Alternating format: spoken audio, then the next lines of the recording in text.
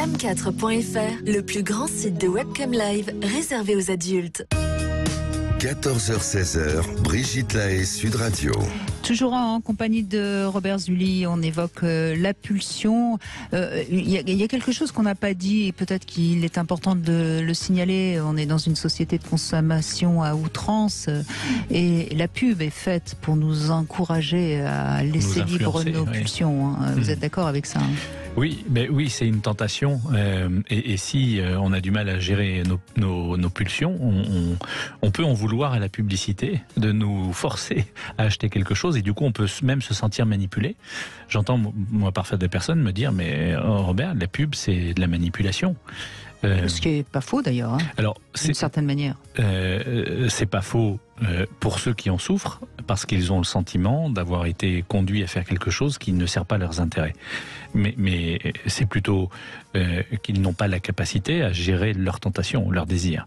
Et on ne peut pas le reprocher à la publicité. C'est le parti pris de la publicité que de vous influencer et de vous inviter à acheter un produit. En général, on nous montre plutôt des choses désirables que du caca. Et d'ailleurs, il y a un vrai sujet avec les influenceurs en ce moment.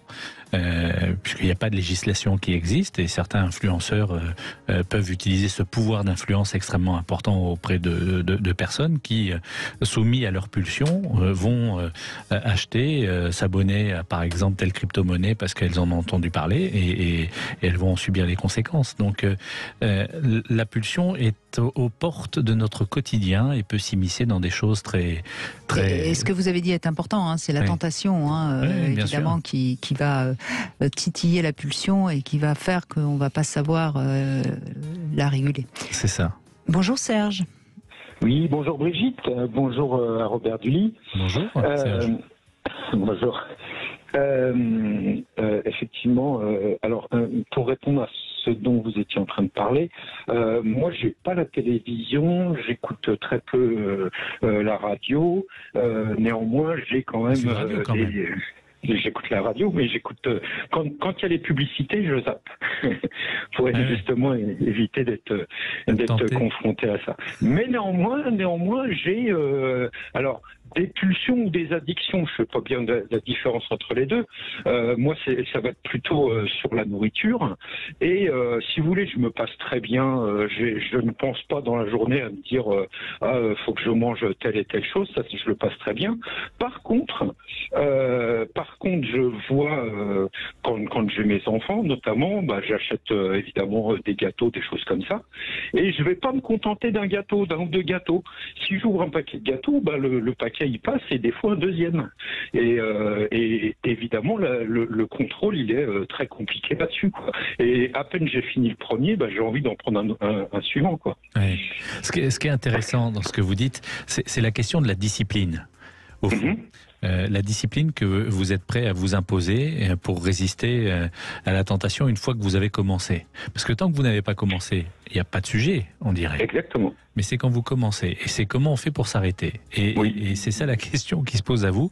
C'est comment vous faites pour arrêter quand vous avez commencé. Et le meilleur moyen que vous avez trouvé de ne pas commencer, c'est de ne pas être tenté. C'est une autre solution. Mais ça demande beaucoup de vigilance. Ça demande de ne pas s'acheter de télé, par exemple. Ça demande de ne pas s'acheter de paquets gâteaux parce qu'on se dit que si on commence à mettre le nez dans le placard, on va tout vider. C'est beaucoup de vigilance. Ça parle d'un besoin profond chez vous, qui est celui de ressentir du plaisir à se nourrir, à se sustenter. Et ça serait intéressant d'interroger votre histoire pour savoir si vous avez subi des privations dans votre histoire personnelle qui font qu'aujourd'hui, quand vous commencez, vous n'avez plus envie de vous priver du tout. Et c'est une manière de réguler et de rattraper cette histoire constituée de privations. C'est qu'avec les gâteaux, vous avez ça, Serge ? J'ai plus d'appétence effectivement pour le sucré et c'est pas des grands gâteaux, des trucs très élaborés. Un paquet de gâteaux, tout ce qu'il y a de plus simple. On évitera les marques, mais je comprends bien. Mais ce qui est intéressant, c'est en effet, c'est que vous ouvrez le paquet et le paquet c'est fini. oui. Et Alors, c'est sympa de faire des enfants d'ailleurs. La solution que vous pouvez avoir, puisque vous avez quand même l'air d'avoir une certaine discipline, c'est que au moment où vous ouvrez le paquet, vous sortez par exemple 5 gâteaux et vous rangez le paquet dans un placard en haut de la cuisine. Mais je vais le rechercher. Et c'est plus mais je vais le rechercher. Vous avez essayé, mais ça marche pas. Et cette histoire du manque dans votre histoire personnelle, est-ce que ça fait écho à quelque chose?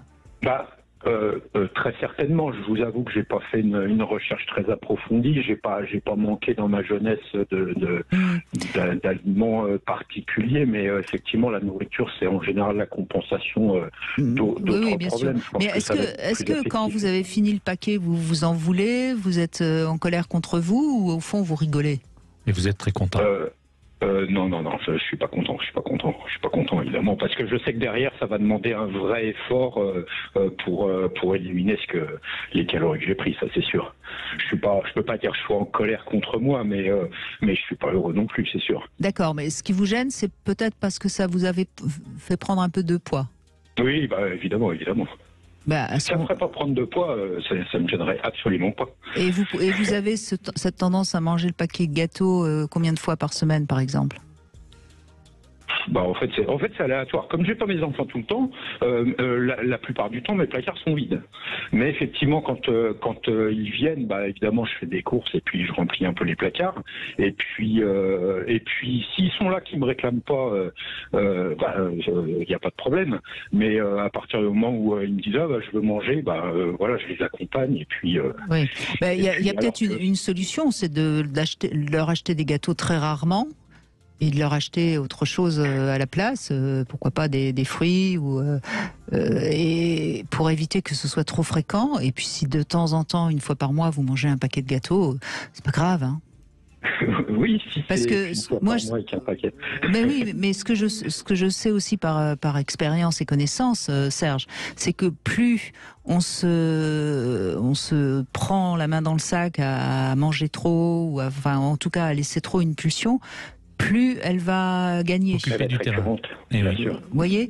Tandis que si elle gagne une fois par mois et que vous vous autorisez qu'elle gagne une fois par mois, ça sera plus simple à gérer.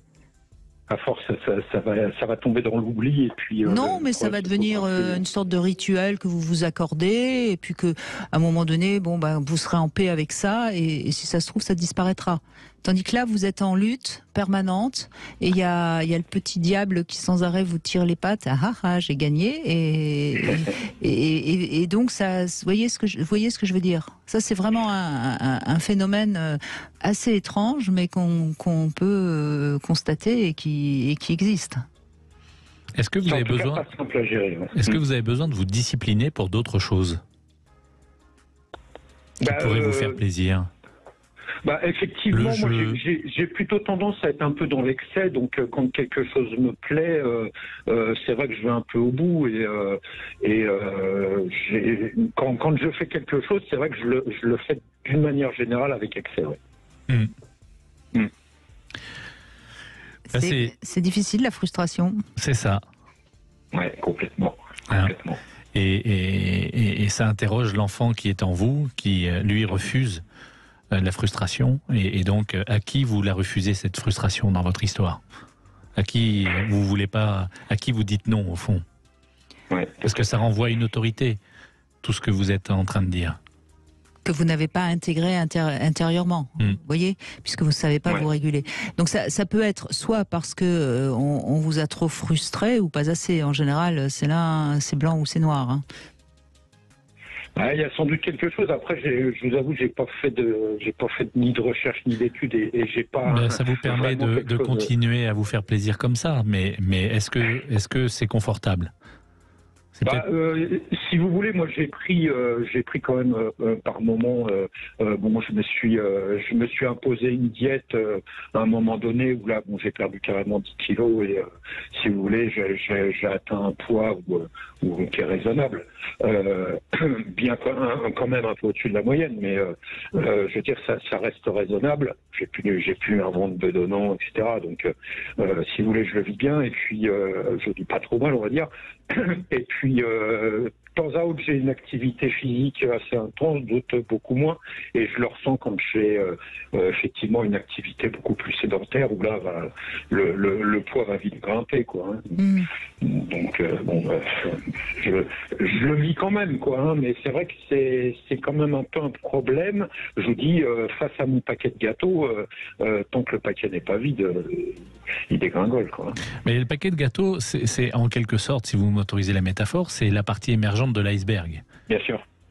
Bien sûr, j'en suis conscient, oui, tout à fait. Voilà. Et c'est ça qu'il faut interroger si vous voulez ne plus avoir à vous retenir de manger ces gâteaux. Donc tout dépend de l'inconfort dans lequel ça vous met. Tant qu'il n'y aura pas assez d'inconfort, vous n'aurez pas envie d'aller vous interroger, parce que vous l'avez dit plusieurs fois, je me suis pas réellement posé la question, j'ai pas vraiment réfléchi. Donc tant que vous n'avez pas envie de le faire, c'est que ça ne vous fait pas assez souffrir, en quelque sorte. Ou que ça vous ferait trop souffrir de vous interroger. C'est ça. Peut-être qu'il y a quelque chose comme ça d'assez douloureux qui s'est passé à un moment dans votre existence. Moi, je vous interroge pas. Je veux pas vous mettre mal à l'aise. Non, mais je n'aurai pas la réponse. De toute façon, même si vous m'interrogez, c'est pas que je voudrais pas, c'est que je n'aurai pas à l'instant T la réponse. Non, mais j'ai bien compris que vous ne l'aurez pas et c'est pas grave. Mais quelque part, vous entendez ce que je vous dis. Votre inconscient l'entend, et si vous êtes prêt à l'entendre, peut-être que dans demain ou un autre jour, il y aura quelque chose qui va émerger. Et si vous n'êtes pas prêt, il n'émergera rien, et c'est pas grave. Il faut se laisser toujours le temps au temps. On fait ce qu'on peut avec soi-même, et puis c'est tout. Mais il y a certainement quelque chose d'un peu douloureux à aller chercher, et qui quelque part, comme l'a dit très justement Robert Zully, c'est pas si inconfortable que ça, ce que vous êtes en train de vivre. C'est pas si inconfortable de finir le paquet de gâteaux et puis d'être obligé un petit peu après de faire un régime. C'est pas, vous arrivez à le gérer dans l'absolu, vous arrivez à gérer ce que vous n'arrivez pas à gérer. Maintenant, ce qui serait pas sympa, c'est de manger les gâteaux avant que vos enfants arrivent. C'est ça qui serait pas sympa. Je me dépêche. Bon, et c'est Noël, là. Les tentations sont nombreuses, du coup, non ? En fait, les fêtes me font pas. Je me dis pas super, il va y avoir la fête. Au contraire, moi, je les fuis et oui, bien sûr. Les petits plaisirs, je vais les faire à d'autres périodes. Mais je vous avoue que l'aspect conventionnel de la fête. Non, Serge, vous êtes sur une mauvaise piste, Serge.